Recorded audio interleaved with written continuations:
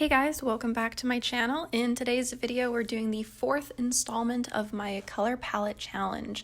So that means that these are characters number 7 and 8.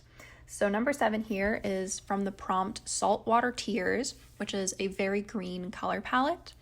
I had some reference photos pulled up on the screen there. I just Googled like girl floating in water, I think, because I had a very specific image of what I wanted to draw for this. I knew that I wanted to have a woman laying in the water as I'm sketching out right now, and then tears like running down her face. I did not realize that this palette was so green when I originally knew that Saltwater Tears had been generated.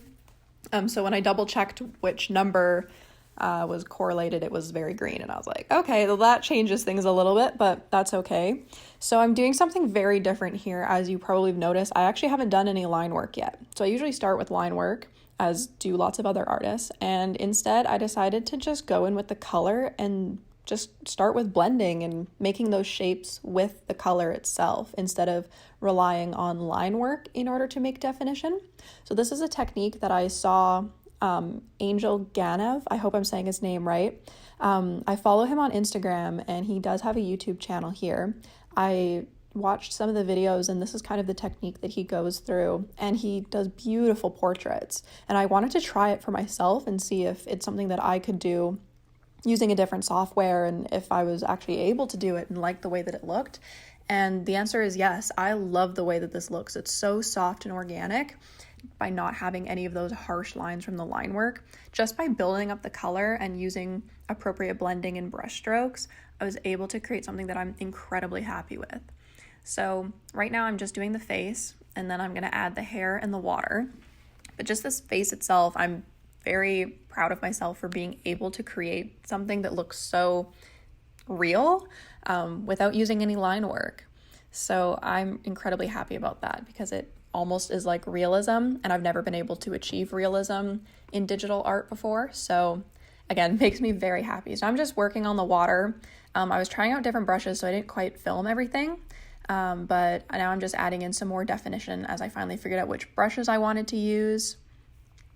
And I was originally going to have more of her hair showing, but I couldn't figure out how to get the hair to lay properly in the water the way that I wanted it to look. So I just decided to kind of have the reflection of the hair just hanging out there as if she's just very wet, laying there in the water. I'm just going in and adding the tears. That's the use of that very light color there, in case you think I wasn't going to use it. I sure did. There's not very much of it, but that's okay. So I'm just adding in some extra detail to the water, and that is about it for this finished piece. I should have probably centered the image better in the page, but that's okay. Cropping is a thing. We can do that afterwards. I'm just going in and fixing up the last couple of details before I show you my final piece. So here it is. I'm in love with it, even though it looks a little bit like Kim Kardashian. So moving on to character number 8. The prompt, or I guess the name, was Sylveon, and this time instead of 5 colors, we had 6 colors. And it was a pretty good range. There was like a cream color, some pinks, and then some blues. So that first sketch that you saw, I thought I knew what I wanted. I tried the line art, and I was just not feeling inspired by what I was drawing at all. So I actually took almost 2 weeks of time to just think and not work on it, and then came back to it. I kept the same idea where I wanted the person to be wearing a hat with the same ears as the Pokemon, because I Googled what Sylveon meant to try and find some inspiration for this piece, and apparently it's a Pokemon. I did not know that. I don't really play Pokemon anymore. I used to as a child.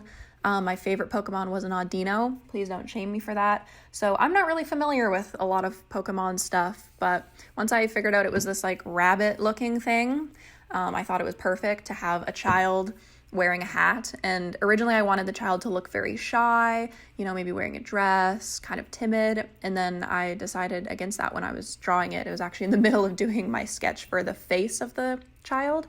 I decided it would be cute to draw her holding a stuffed animal version of the Pokemon. So now I'm just going in with the line art, which I ended up choosing the darkest blue and then toning it down a little bit to make it a little bit closer to black, but still not black, obviously. Just going in and doing that line art. I love how simple I kept it with like minimal shading, very simplistic line art. It looks very cartoonish. And then there's my reference. That's what the Pokemon looks like. You can tell me if it looks like a rabbit or a cat or something. I don't know. I was told that it looks like rabbit ears, and then was a little bit made fun of because it's not Easter. Like, it wasn't rabbit ears. That's it has nothing to do with Easter. It's about this Pokemon. Anyways, I decided to draw the Pokemon stuffed animal in first before doing the arm line art, just because I wanted to make sure that I had all of the lines, and then I did them on a separate layer so that I could erase much easier. So I'm just going in with the color. I kept it relatively simple. I tried to follow the same colors as the Pokemon, obviously, and I'm just like coloring in, following that reference pretty closely. And then for her skin tone, I used the cream and the pink mixed together, and it made a perfect skin shade for like light skin. And then I went in and mixed together like the two blues to make the jeans, I believe. And then I, did more mixing to get a lighter blue for the shirt, and then purple for the background and the shirt collars. Now that I look at it, I think I actually just used that medium blue for the jeans.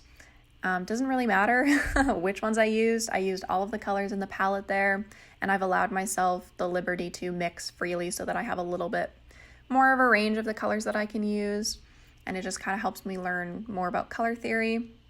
So as you can see, the shading on her neck is basically the only shading that I did.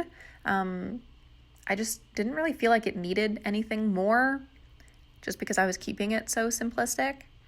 So yeah, now I'm just moving the character around, resizing her, making sure that she fits nice on the page and that the purple isn't too close to her shoes and her sweater, and just erasing those areas that are supposed to be white.